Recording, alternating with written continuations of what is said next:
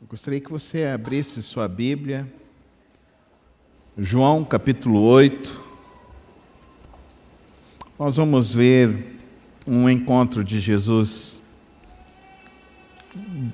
que traz muitos ensinos preciosos sobre a vida que Jesus deseja que nós vivamos. João 8, do verso 1, nós vamos ler até o verso 11 nesse momento. João 8, do verso 1 ao verso 11. Então, cada um foi para a sua casa. Jesus, porém, foi para o Monte das Oliveiras.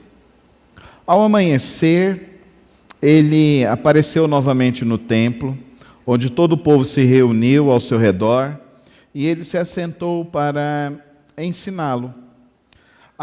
Os mestres da lei e os fariseus trouxeram-lhe uma mulher surpreendida em adultério. Fizeram-na ficar em pé diante de todos e disseram a Jesus: Mestre, esta mulher foi surpreendida em ato de adultério. Na lei de Moisés nos ordena apedrejar tais mulheres. E o Senhor, o que diz? Eles estavam usando essa pergunta como armadilha, a fim de terem uma base para acusá-lo. Mas Jesus inclinou-se e começou a escrever no chão com o dedo. Visto que continuavam a interrogá-lo, ele se levantou e lhes disse: Se algum de vocês estiver sem pecado, seja o primeiro a tirar pedra nela. Inclinou-se novamente e continuou escrevendo no chão. Os que o ouviram foram saindo, um de cada vez, começando pelos mais velhos. Jesus ficou só com a mulher, em pé diante dele. Então Jesus pôs-se em pé e perguntou-lhe: Mulher, onde estão eles? Ninguém a condenou? Ninguém, Senhor, disse ela. Declarou Jesus: Eu também não a condeno. Agora vá e abandone sua vida de pecado. Pai Celeste, nós reunidos aqui nesta noite, ó Deus, para te adorar e te exaltar, porque todo louvor e toda honra e toda glória, ó Deus, o Senhor merece e muito mais. Se estamos aqui hoje, ó Deus, é por intermédio de teu Filho, Jesus Cristo, que morreu na cruz do Calvário para perdão dos nossos pecados, e ao ressuscitar nos dá livre acesso para que possamos te adorar, Senhor. Estamos aqui, ó Deus, para o privilégio de lermos a Tua Palavra publicamente e agora refletirmos, ó Deus, em Teus ensinos. Fala conosco, Pai. Fala conosco. Que o Teu Espírito, ó Deus, venha nos desafiar. Que os nossos corações se voltem inteiramente ao Senhor e que nós tenhamos o profundo desejo de viver para a honra e glória do Senhor. Fala conosco, Pai, é isso que eu peço a Ti, em nome de Jesus. Amém e amém.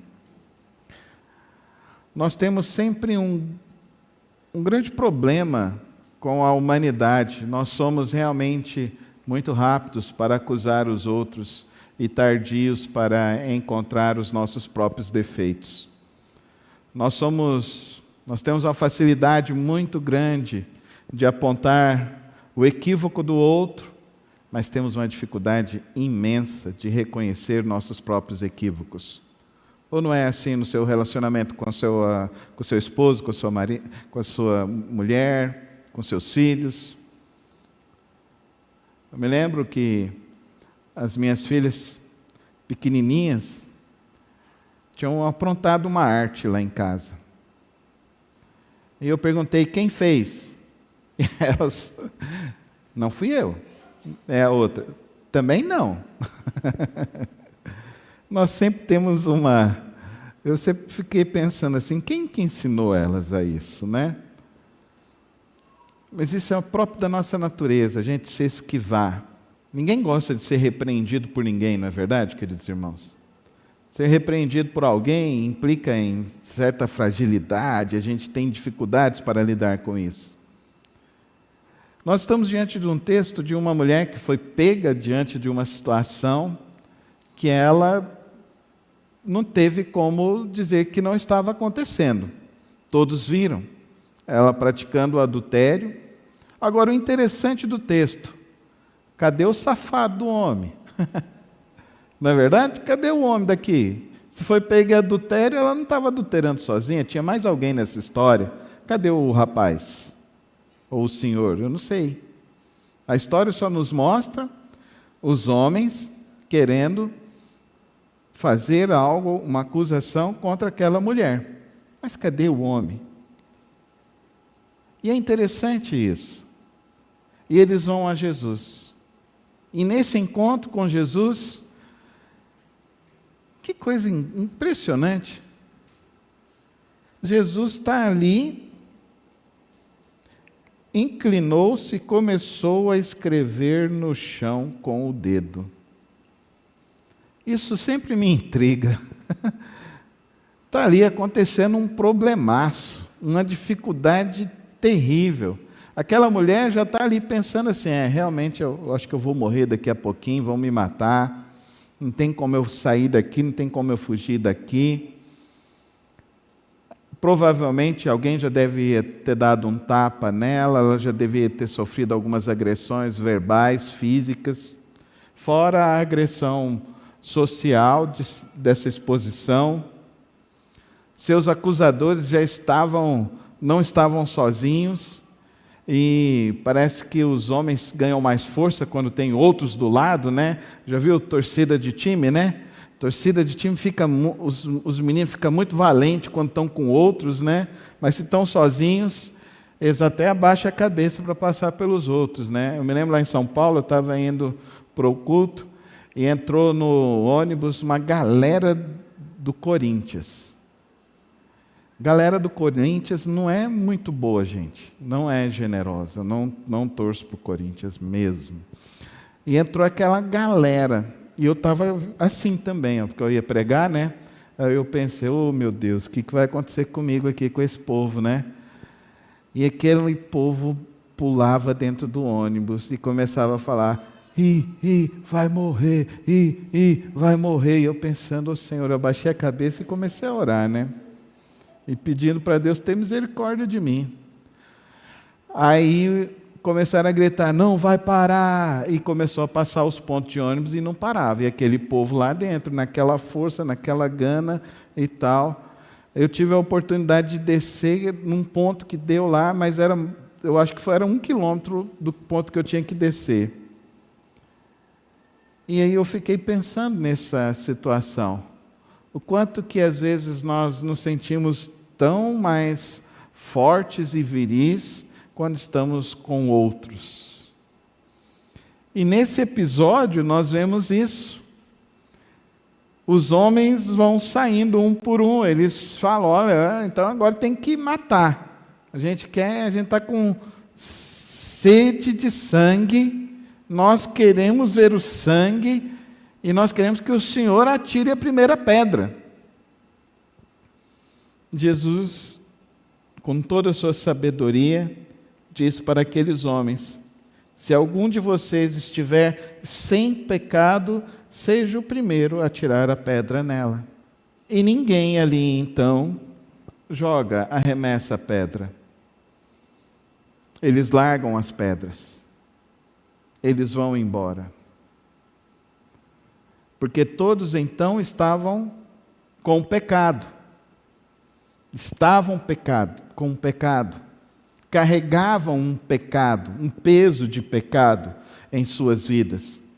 E é interessante isso, que eles reconheceram isso. E eles reconheceram isso porque eles estavam diante de Cristo. E Cristo não tinha pecado. E se alguém poderia pegar as pedras e jogar naquela mulher, era Jesus. E Jesus poderia então pegar a pedra e jogar. Agora eu vou jogar, porque você é uma adúltera, porque você traiu o seu marido, o que você é, que tipo de mulher você é.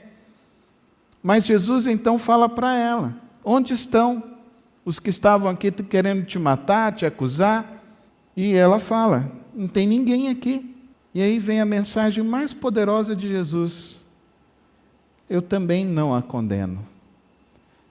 E quem tinha todo o poder para condená-la, não a condena. E quem não tinha nenhum erro, não a condena.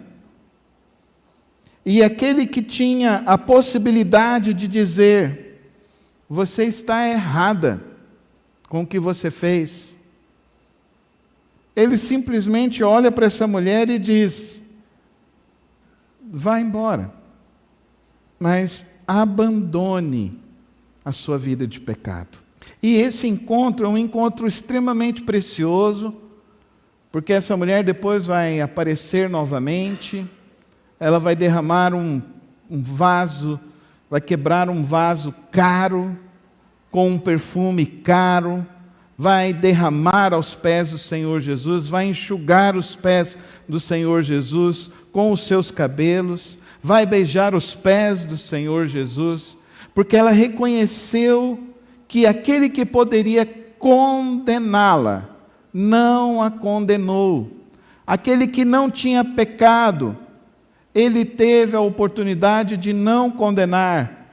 Ele poderia ser o juiz para decretar a morte dela, mas ele não optou em condená-la, mas optou em dar a ela uma nova chance, uma nova oportunidade em sua vida.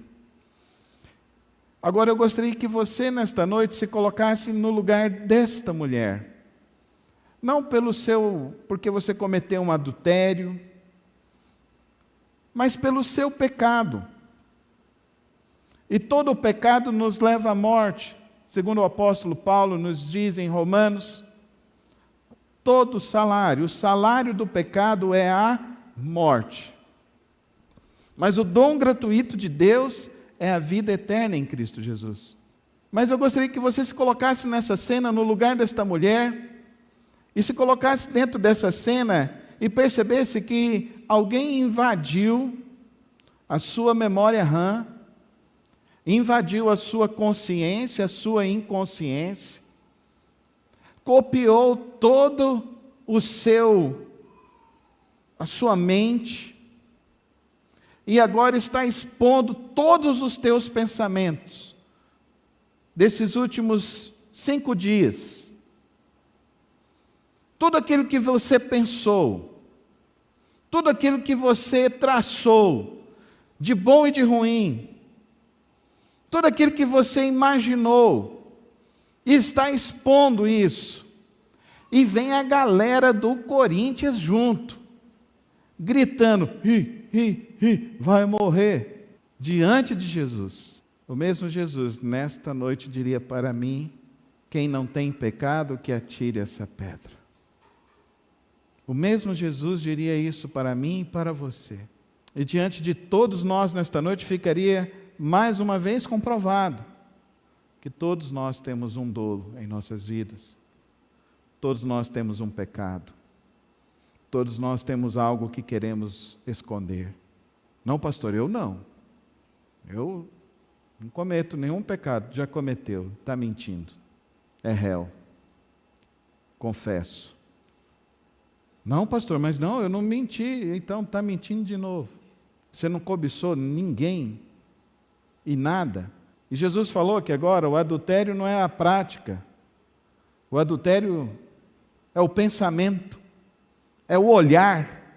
O apóstolo Paulo fala que é a concupiscência dos olhos. Não, eu não matei ninguém. Não, mas você não desejou matar aquela pessoa que estava na sua frente e não deu seta e virou de repente o carro em cima de você? E isso não acontece muito normalmente aqui em Goiânia, né, irmãos?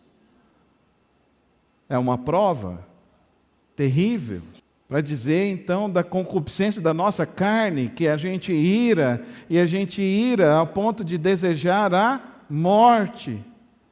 Ou você nunca falou isso quando está dirigindo? Por que essa pessoa saiu de casa hoje?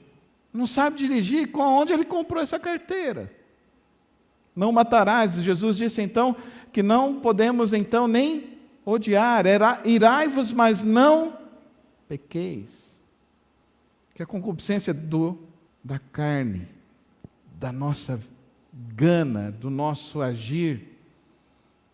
Nós somos mestres na arte de condenar os outros, mas nós somos extremamente complacentes com nossas culpas e nossas falhas. Mas nesta noite, eu e você somos colocados diante da misericórdia de Cristo Jesus. E a misericórdia que Deus nos dá, diz que a culpa e a penalidade do nosso erro, do que merecemos e mereceríamos, é nos anulada pelo sangue de Cristo Jesus. Amém? Ele anula esse escrito de dívida. Isso se chama graça, favor imerecido. Você já tinha lido esse texto e se colocado na condição desta mulher? Ou geralmente nós lemos o texto e nos colocamos então na condição dos fariseus?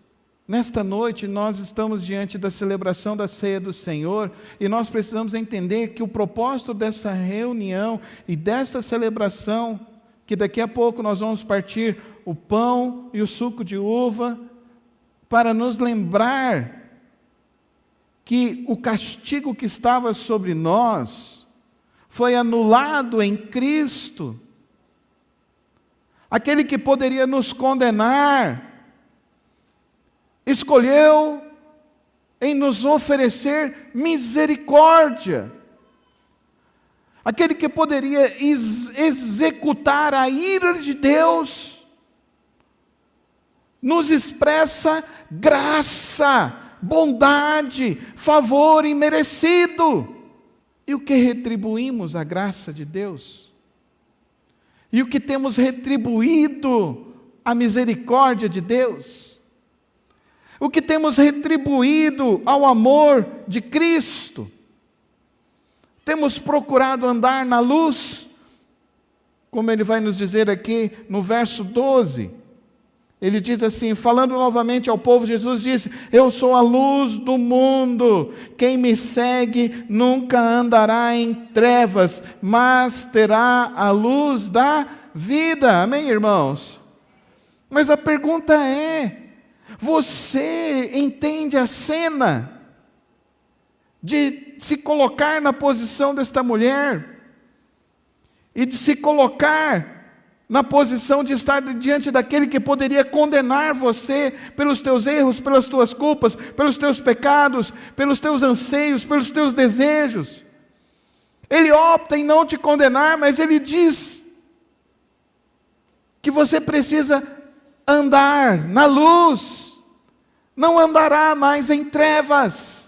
E como tem sido triste ver e perceber quantas e quantas pessoas que têm caído nas trevas, pessoas que se dizem cristãos e estão cada vez mais diante das trevas. E ao invés de se colocar para andar na luz de Cristo, se colocam cada vez mais distantes de Cristo Jesus. Qual o caminho que você está escolhendo para viver? O caminho que se enche com a graça e misericórdia, o caminho que se enche com a luz da vida, ou o caminho que se derrama nas trevas? Jesus disse para aquela mulher: abandone o seu pecado. E nós precisamos abandonar o nosso pecado, irmãos. Quando celebramos a ceia do Senhor, então nós precisamos ainda mais renovar essa nossa convicção. Senhor, eu vou abandonar o meu pecado, eu não andarei nas trevas, eu andarei na tua luz, porque é esse o convite que Ele nos dá. John Stott, ele fala que Cristo é a luz e somente nele podemos ver a verdadeira luz, entender a verdade e ser libertos da escuridão do pecado. É andando com Cristo Jesus. Andando com Cristo Jesus. É quando buscamos a Ele. é quando vamos a Ele, é quando andamos nessa escolha que nos liberta, nesta escolha que nos transforma, nesta escolha que nos limpa e nos purifica dos nossos pecados. Amém, irmãos? Ele nos limpa e nos purifica dos nossos pecados. Mas tem pessoas que ainda ficam envoltos no pecado. Tem pessoas que ainda ficam envoltos, querendo ainda voltar à vida do pecado. Deixar de abandonar o caminho de Jesus. Tem pessoas que acham que podem voltar, depois que experimentam um pouco da água da vida, eles acham que podem voltar para uma vida, mas não conseguem, não vão conseguir. Melhor seria você nunca ter conhecido o Evangelho. Porque ao conhecer o Evangelho, isso perseguirá a tua alma, perseguirá a tua mente, todos os dias, por quanto tempo você viver. Mas ao conhecer, você deve entender essa graça maravilhosa, essa misericórdia estampada, este perdão que Ele oferece, essa libertação que Ele nos dá. É nesse capítulo que nós vamos ver então, que Ele diz para nós no verso 32, que ao conhecer essa verdade, ela vos libertará. Qual verdade? A verdade de Jesus. Que Jesus poderia ter pego aquelas pedras e apedrejado aquela mulher. Que Jesus poderia ter pego e executado a ira de Deus na minha vida, na sua vida. Essa é a verdade do Evangelho. E qual é essa verdade que Ele nos diz? Se vocês permanecerem firmes na minha palavra, verdadeiramente serão meus discípulos. Vamos falar juntos o verso 31?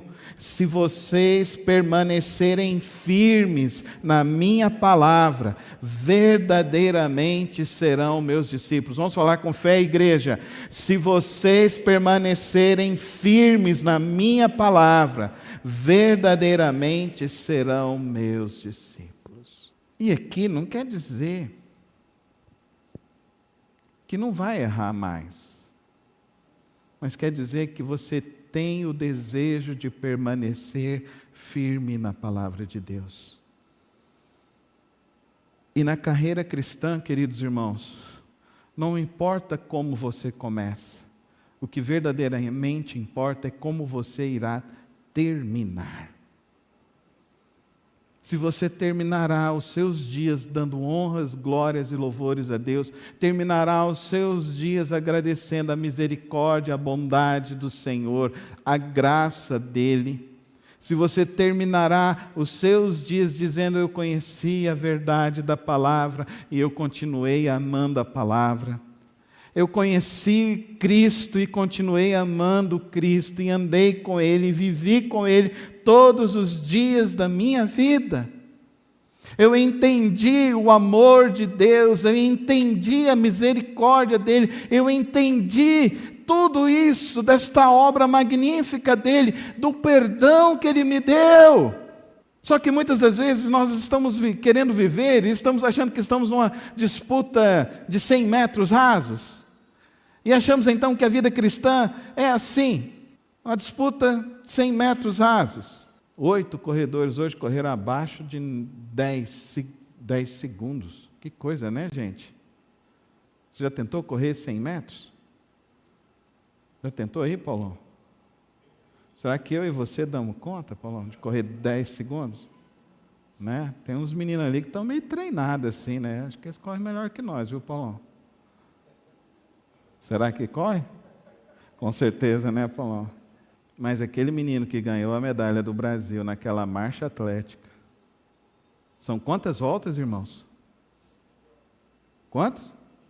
20 quilômetros. E eu achei interessante que mostrou a filmagem da família, e uma prima virou e falou assim: que estratégia é essa que ele está fazendo? Porque ele estava na frente e o pelotão estava atrás. Que estratégia é essa? Porque geralmente eles ficam ali juntos para depois dar um sprint no final, né? E ele foi, chegou, ganhou. E isso para mim é uma representação da vida cristã. É uma representação que eu e você precisamos permanecer em Cristo até o fim. E ele falando que nas outras Olimpíadas ele passou mal, na outra Olimpíada ele teve uma cãibra, na outra Olimpíada ele não conseguiu terminar, mas ele estava ali novamente indo e não desistindo.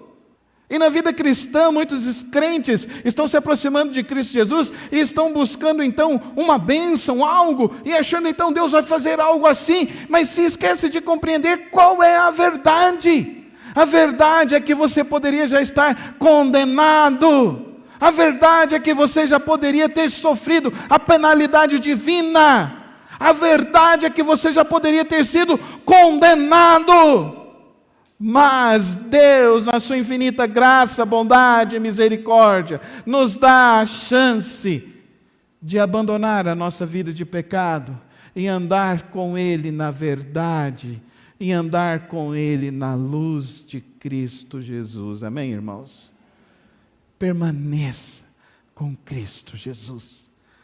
Se permanecerem em Cristo Jesus, verdadeiramente serão os meus discípulos. E nossa verdadeira identidade como filhos de Deus é revelada em nossa obediência a Cristo, como Henry Blackaby diz. Nossa verdadeira identidade como filhos de Deus é revelada em nossa obediência a Cristo Jesus. Aquela mulher, naquele dia, poderia ter sido executada, mas aquela mulher, naquele dia, conheceu a graça, a misericórdia, e escolheu abandonar a vida de pecado. Mais adiante, ela vai ao Senhor Jesus, oferece o seu melhor perfume no seu vaso mais caro. Ela derrama o perfume em gratidão à bondade e à misericórdia de Deus. Que hoje eu e você, então, nesta noite, ao compreender a verdade do Evangelho, ao compreender a luz e a direção de Cristo, possamos então fazer a escolha de abandonar a vida de pecado e andar com Cristo Jesus todos os dias de nossas vidas. Qual é o pecado que você tem que abandonar nessa noite? Qual o pecado que te condenaria a um apedrejamento? Jesus hoje se levanta para mim e para você e nos diz: não te condeno, mas abandone o teu pecado. Feche teus olhos e fala com o Senhor Jesus nesta noite. E faça a sua escolha hoje de permanecer na verdade de Cristo Jesus e de andar na luz da vida em Cristo Jesus. Quão maravilhoso é conhecer a Cristo. Quão maravilhoso é experimentar o amor, a graça, a misericórdia e a bondade de Cristo Jesus. Quão maravilhoso é descansar no poder de Cristo Jesus. O convite nesta noite é esse o convite. Jesus olha para você e pergunta: todos podem te condenar, mas eu escolho em não te condenar, para que você vá e viva uma vida como meu discípulo, como filho do Pai eterno, como um verdadeiro discípulo de Cristo Jesus. Se nessa noite você toma essa decisão de entregar a sua vida a Cristo Jesus, Ou talvez você esteja andando distante, com a fé enfraquecida, e hoje você entende e compreende essa verdade que te liberta, essa verdade que te cura, essa verdade que te salva. Se você compreende isso e toma a decisão, eu vou andar no caminho de Cristo Jesus. Levanta a sua mão, eu quero orar por você nessa noite. Amém, Jesus. Amém. Amém, Jesus. Amém. Pai, eu oro, ó Deus, por esses, ó Deus, que compreenderam a Tua palavra e fazem uma decisão ao Teu lado nesta noite. Que o Senhor, ó Deus, os encha com o poder do Teu Santo Espírito. Que hoje, Senhor, caia por terra toda seta de culpa, toda seta de ataque maligno sobre estas vidas. E que hoje, ó Deus, o poder do Teu Santo Espírito revista cada irmão, cada irmã com o Teu poder que ilumina o nosso trilhar, ilumina as nossas mentes e faz, ó Deus, com que andemos na Tua santa presença. Toma estas vidas nas Tuas mãos, Senhor. Que caia por terra hoje toda acusação maligna. Que caia por terra hoje, ó Deus, toda obra do mal.